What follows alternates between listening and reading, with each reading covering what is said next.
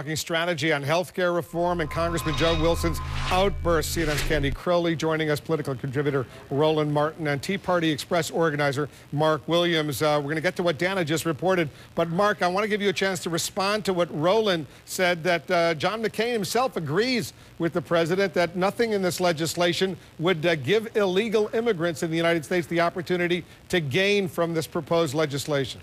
Well, Wolf, it doesn't have to, because the courts have already spoken on that, and they'll speak again if it happens. But this bitterness that supposedly is directed toward Obama, if I've learned anything in my work with OurCountryPAC.org, it's that it's not bitterness, it's outrage at the socialist policies being embraced by this administration. Nonsense, and that goes double for W, by the way. And as far as the Republican Party goes, it's no surprise to any of us working stiffs out here that they allow themselves to be a doormat for what's happening in Washington, D.C.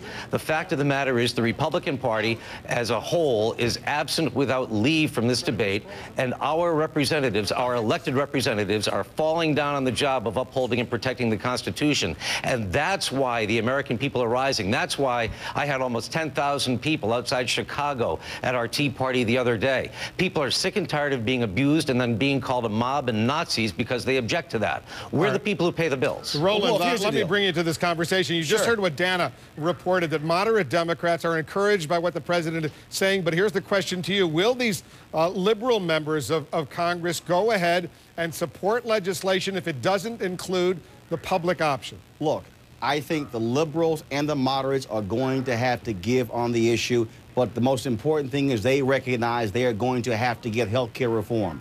The Democrats, this is in their plank. It has been in their plank for a number of years. There is no way in the world that they are going to allow that this moment when they are so close to slip through their fingers, because they cannot blame the Republicans. They will have to accept the blame themselves. Democrats control the House, control the Senate, control the White House. They can't look to anybody else.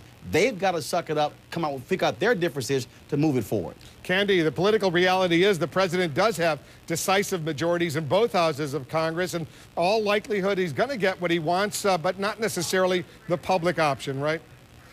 The public option is the one thing that even people at the White House have looked at and thought that perhaps it will have to go. Much depends on what happens in the Senate. But it is a lot easier to see most of the liberals swallowing this and saying, okay, no public option this go-round. Maybe we'll see down the road if we need one, than it is to see conservatives and moderates accepting it. It just isn't going to happen. Mark, is there anything your organization likes about the plans that the president is putting forward? No. Where's the tort reform? Where's that at? That's the real problem. He doesn't want to take on the trial lawyers. Well, he did say last night that he nothing. would let a test go forward on caps on medical malpractice. Well, that doesn't help the tort reform. That doesn't do anything but hurt me if I'm butchered by somebody and not being able to be made whole.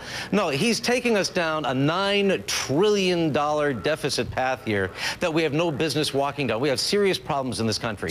Mark, we have economic issues. We have social issues. We have international issues. We're having problems in Afghanistan now. All of these are major priorities, and this administration is watching its approval ratings drop through the 50s and eventually into the 40s, where it won't be able to accomplish anything, and it needs to accomplish much. Mark, there's nothing in the bill. Are you telling me that you have a problem with the president saying that if you have a pre-existing condition, you are going to now get covered? You don't like that? If I'm the, yes, I'll find an insurance company that will cover me. I'm sure that You're not going to find them, Mark. They're not going to cover you. Well, there's probably a good reason, because it's a bad risk.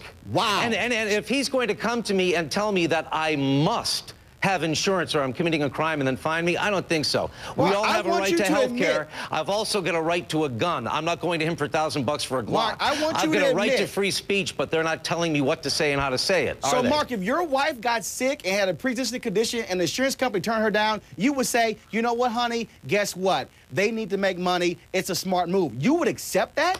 If somebody has a record of DWIs, can they still get car insurance? No, answer my question, Mark. If your wife had a pre-existing condition and she was denied insurance, where competition reigns, yes, amazing. a company would emerge that would take on those high-risk cases.